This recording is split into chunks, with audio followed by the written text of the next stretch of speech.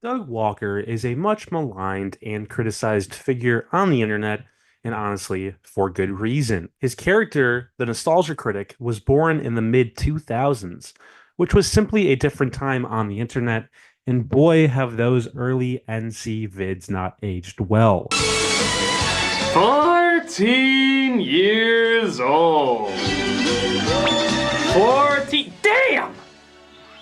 Years old.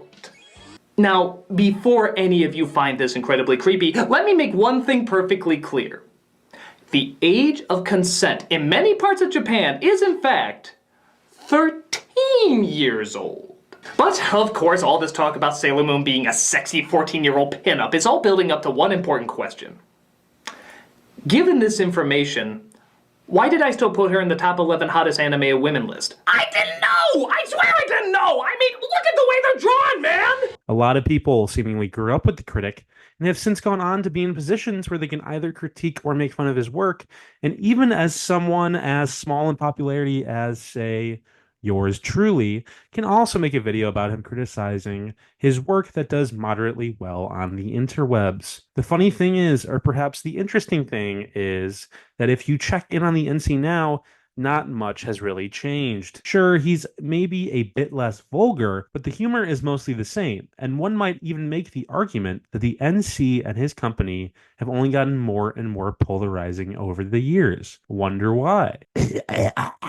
I don't know. I think there was a goblin in my throat there. Before we continue, all I ask is that you like this video, share it with your friends, and subscribe, as any little bit helps. And for this video, just with everything going on in America, if there's any way you can donate to a cause of your choice, here is a cause that I am supporting after the recent election. If you need an idea of where to go and where you can help, yeah, just anything would be awesome. Just people need a lot of help right now and in the coming months. So yeah, thanks. Despite all this, Channel Awesome continues on with the NC on the forefront, taking the brunt of the criticism and controversy. It is very easy to criticize the Nostalgia Critic, especially since he's still putting out new content. But I think sometimes Channel Awesome and Doug as a whole get off scot-free with a number of their other endeavors.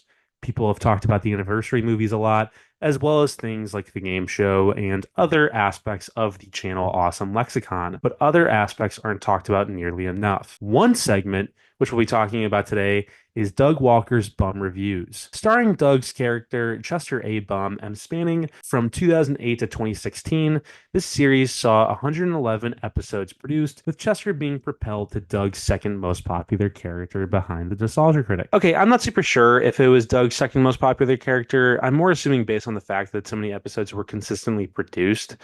Unlike his other series, Ask That Guy with the Glasses or Video Game Confessions.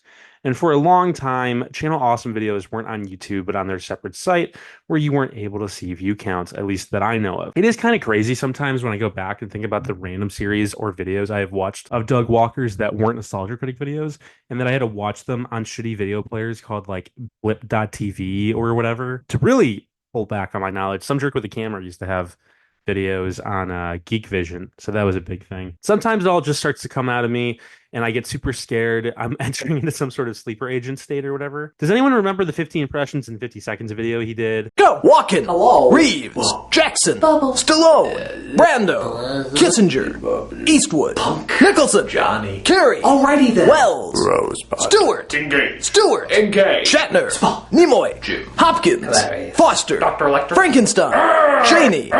Cruz! Drescher! Murphy! Keaton! I'm Batman. Clooney! I'm Batman. McGuire! I'm Spider-Man. Bloom! I'm boring. Lewis! Lady! Waters! Lovely. Bush! Lips. Bush! Strategery. Clinton! Movies. Dole! Dole. Pavarotti! Brightman! Bronson! Bond. Connery! James Bond. Ashton! Frodo. Wood! Sam. Marin! Mel. Kennedy! Shout out. Myers! Baby. T! Schwarzenegger! Yeah. Pacino! Hoffman! Definitely. Tucker! Cage! Yes. Mason! Clearly time. Laurie! Yeah. Freeman! Penguin. You! Or the video of Doug where he rips off his shirt in order to quit, which he got on the news for. I knew after I showed my nipples to everybody I should probably leave. But not before one final victory lap. Is it just me who's cursed to remember these random Channel Awesome videos? Must I carry this baggage? When will the war end, Mama? When is Daddy coming home? Anyways, the format of every bum episode was basically Chester stating whatever movie was being discussed was the greatest movie he had ever seen in his life, followed by a complete summary and acting out of the film's events. Sometimes Chester would break from the greatest movie thing and provide a more dour, negative review of a film, usually with films that Doug himself loved as a way to play with expectations, just like everyone's favorite director, Ryan Johnson.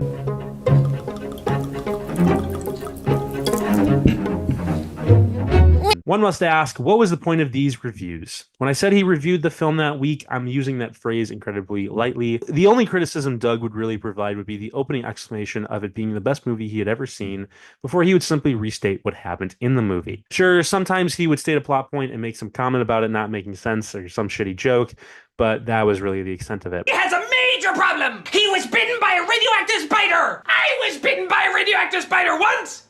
It turned me into a cat. Certainly, one has to think this was Doug basically taking the Nostalgia Critic character, the format of that show, and distilling it into a quick point-by-point style of video with new movies, since at the time Doug had a strict rule that the Nostalgia Critic would not be allowed to review movies that had come out after a certain point. Of course, with every Doug Walker creation, there is the caveat that he is trying to entertain first and foremost. But also with, like, every Doug Walker creation, he still considers himself a critic, and thus his reviews should be criticized as such. Yet with Chester, Doug kind of escapes any and all criticism, despite the character being laughably bad for the medium and just as quote-unquote cringe as the NC at times. I guess this video doesn't really have a cohesive thesis statement, besides remembering the bum and talking about my issues with him now that I've grown older and become much more hateful towards the internet, but fuck it, we ball. Let's start off with the appearance and aesthetics of these reviews, something that has not aged well at all along with everything else. Chester, as stated in literally his name, is a bum, otherwise known as a homeless person.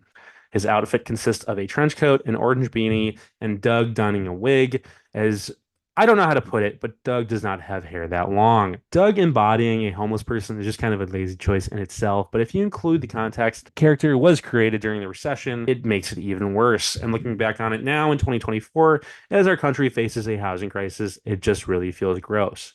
Is it fair to pin this on Doug?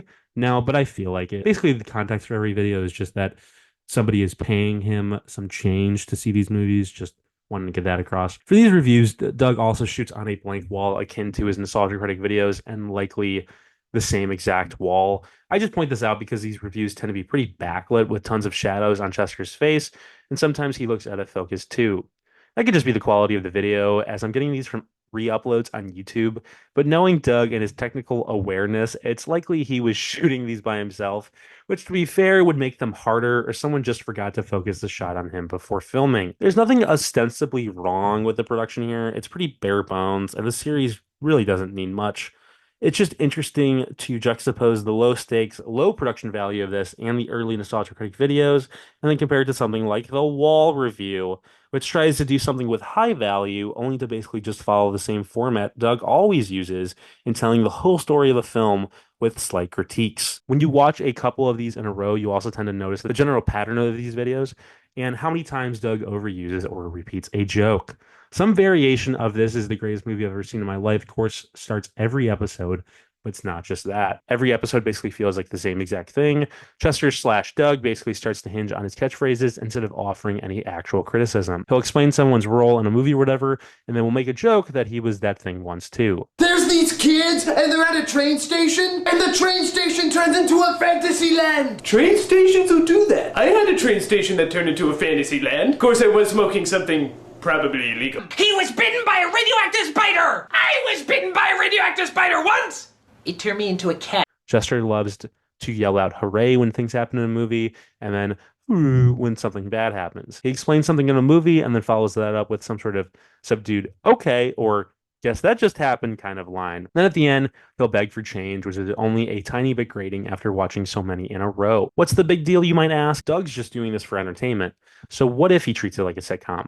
The issue is that Doug's criticisms and bum reviews can sometimes infiltrate his opinions in his actual reviews, in his actual Nostalgia Critic reviews, or anywhere else that he might be reviewing a movie. Don't get me wrong, combining humor and criticism is fine to do, and my favorite YouTubers Like Red Letter Media and Mr. Sunday Movies have been doing that to great success for years. But with Doug, something happened in his brain where the tiny little stupid jokes he makes in the bum review start to consume his real criticisms, and he acts like what he's saying is valid, pointed criticism, and not just the crazy ramblings of a madman character or something that hasn't been said a million times before. You see, it turns out when he was a little boy, his parents just up and disappeared. And his parents were like, we have to leave you. Why? Sequel. But it looks like somebody broke in, which means why don't you visit your Uncle Ben and Aunt May for the rest of your life? So Peter Parker is like, haha, Mr. Lizard, you'll never figure out who I am. Now say cheese.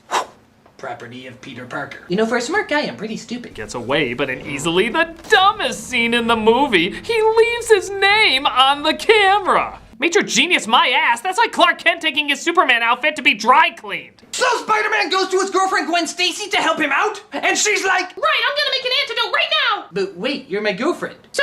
Well, in Spider-Man movies, aren't girlfriends just supposed to hang off of buildings and be rescued? What do you think this is, the 1940s? Well, Sam Raimi thought so. Goodbye! As well as something I bet you never thought you'd see in a Spider-Man film up to this point. A girl do something. And really, the main idea here is just like all of Doug's work, is that Chester is really fucking annoying. He utilizes a somehow shriller voice than the NC did, with weird pronunciations of every word and a per capita higher energy than the Nostalgia Critic has. The bum would also pop up in multiple projects, like Doug's Moulin Rouge review, where he was treated like a Marvel movie cameo, but was just a shitty online character that quickly became overplayed and outstayed its welcome. You really have to hand it to Doug for creating multiple characters that were essentially the same person and served the same purposes without much variation. Donnie from Demo Reel, Chester A. Bum, and the Nostalgia Critic were basically all the same character, just at different octaves. Sure, Chester allowed Doug to review new movies, and Donnie allowed him to parody them, but at the end of the day, these characters were just variations of the Nostalgia Critic, giving lukewarm criticisms of movies and providing outdated and annoying humor throughout. The last episode of Bum Reviews aired in 2016, with no real announcement or explanation given out, but one has to think Doug just got tired of the character. He got tired of the Nostalgia Critic and tried to kill him after only a few years of doing it full time, and he wrote a whole movie about that. So the stress of that, combined with the controversy of killing Channel Awesome's cash cow, probably led him to being so quiet about Chester's expiration as its own show. Did Chester deserve some kind of send-off? No, not really, but just something to note. In the end, Bum Reviews is an often forgotten show of Channel Awesome's history, but one that is worth remembering from time to time, if anything, to learn from its mistakes.